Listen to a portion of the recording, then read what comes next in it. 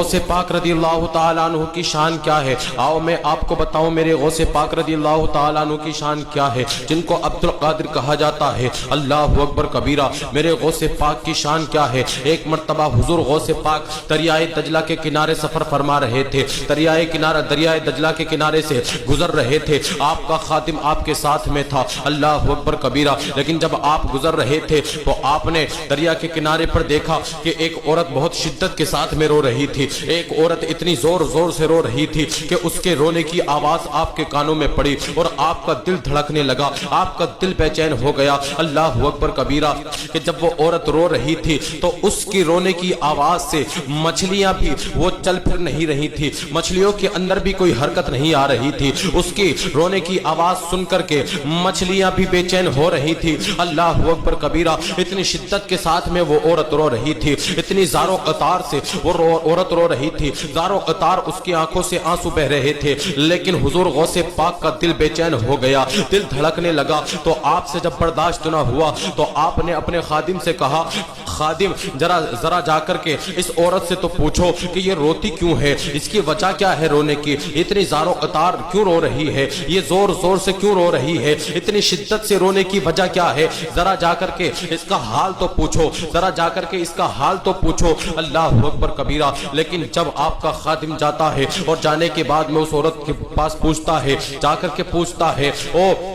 مائی یہ تو بتاؤ کہ تم کیوں رو رہی ہو، تمہارے رونے کی وجہ کیا ہے، تم اتنی شدت کے ساتھ میں کیوں رو رہی ہو، زار و قطار کیوں رو رہی ہو، ذرا اپنے رونے کی وجہ تو بتاؤ، تم کس وجہ سے رو رہی ہو۔ عورت نے جب اپنی نظر کو اٹھایا تھا تو دیکھا تھا کہ ایک خادم موجود ہے، لیکن اس نے کہا تھا، اس عورت نے بتایا تھا کہ میرے رونے کی وجہ تم جاننا چاہتے ہو کہ میں کیوں رو رہی ہوں۔ تو اس نے کہا تھا، ہاں، خادم نے کہا تھا، ہاں میں جاننا چاہتا ہوں کہ تمہارے رونے کی وجہ کیا ہے۔ اس نے کہا تھا کہ جوانی کے عالم میں ہی بدبا ہو گئی تھی، میں جوانی کے عالم میں جب سہاگن بنی تھی تو میں جوانی کے عالم میں ہی بدبا ہو گئی تھی، لیکن جب میرے شوہر کا انتقال ہو گیا تو میرا شوہر میرے پاس ایک نشانی چھوڑ گیا تھا، میرے بیٹے کی شکل میں، ایک لڑکے کی شکل میں۔ جب میرا بچہ پیدا ہوا تو اتنا خوبصورت بچہ تھا، اتنا شاندار بچہ تھا، وہ میرے جگر کا ٹکڑا تھا، وہ میرے خوبصورت بچہ تھا، وہ میرا پیارا بچہ تھا، بہت ہی زیادہ میں پیار کرتی تھی اپنے اس بچے سے۔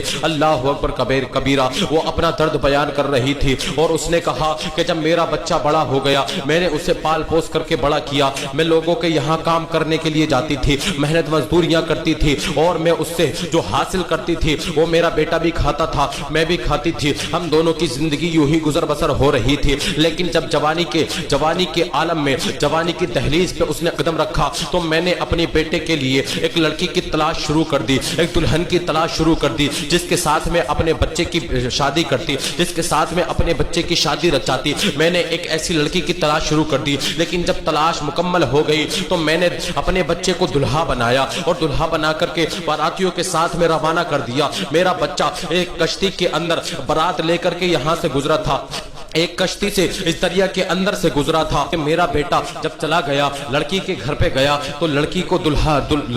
لڑکی کے گھر والوں نے دلہن بنا دیا اور میرے بیٹے کے ساتھ میں نکاح کر دیا، اور نکاح کرنے کے بعد میں اور میرے بیٹے کے ساتھ میں شادی کروا دی، اور شادی کروانے کے بعد میں اسے عزت کے ساتھ میں وہاں سے رخصت کر دیا۔ لیکن جب کشتی یہاں بیچ مجدھار میں آئی تھی تو وہ پھنس گئی تھی، کشتی جب دریاؤں کی طغیانی میں پھنس گئی تھی، طوفان آئے، طغیانی آئی، لہریں آئی تو وہ کشتی پھنس گئی تھی۔ دیکھتے ہی دیکھتے وہ کشتی ڈوبنے لگی تھی اور میرا بیٹا بھی اس کے اندر غرق ہو گیا۔ اس کشتی کے ڈوبنے میں میرا بیٹا بھی غرق ہو گیا، دلہا دلہن بھی غرق ہو گئے، اور بہت سارے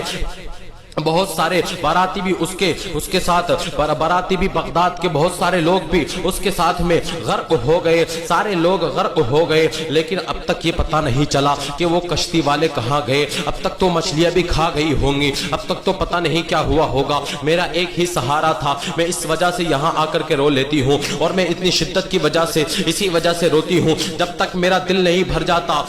جب تک میرا رو کر کے دل نہیں بھر جاتا میں چپ نہیں ہوتی ہوں، اور میں یہاں سے نہیں جاتی ہوں، میں اس لیے روتی ہوں کہ میرا ایک ہی سہارا تھا، وہ بھی چلا گیا، تو اب میں کس کے سہارے جیوں؟ اللہ اکبر کبیرہ۔ خادم کی آنکھوں سے آنسو چھلک پڑے اور اس نے آ کر کے حضور غوث پاک سے آ کے بتایا اور کہنے لگا حضور ماجرا یہ ہے، معاملہ یہ ہے کہ اس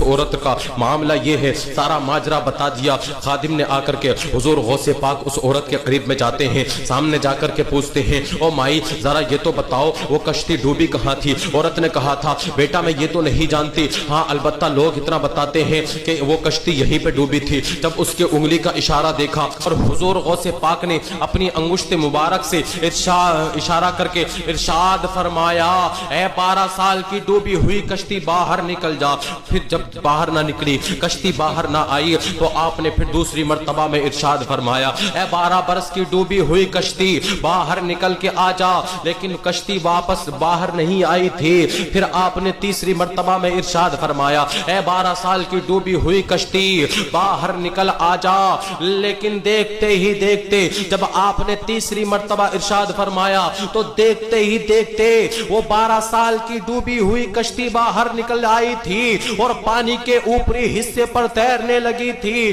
اللہ اکبر کبیرہ۔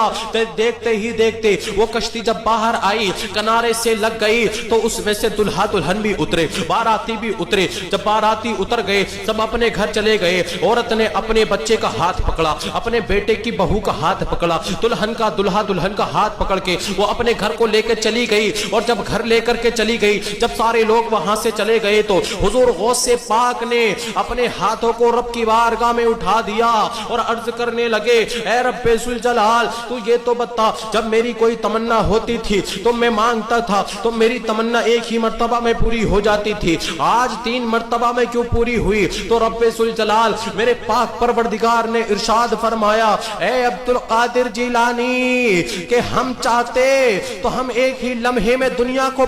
بنا سکتے تھے، پوری دنیا کو ایک ہی لمحے میں بنا سکتے تھے، لیکن ہمارا اصول ہے ہم نے پوری دنیا کو 6 دن میں بنایا ہے۔ پہلی مرتبہ کہا تھا 12 سال کی ڈوبی ہوئی کشتی باہر آ جا، تو اس وقت ہم نے گوشت کو بنانا شروع کیا، باراتیوں اور دلہا دلہن کے گوشت کو، مچھلیاں کھا گئی تھی، ہم نے گوشت کو بنانا شروع کیا۔ جب تم نے دوسری مرتبہ کہا 12 سال کی ڈوبی ہوئی کشتی باہر آ جا، تو ہم نے دلہا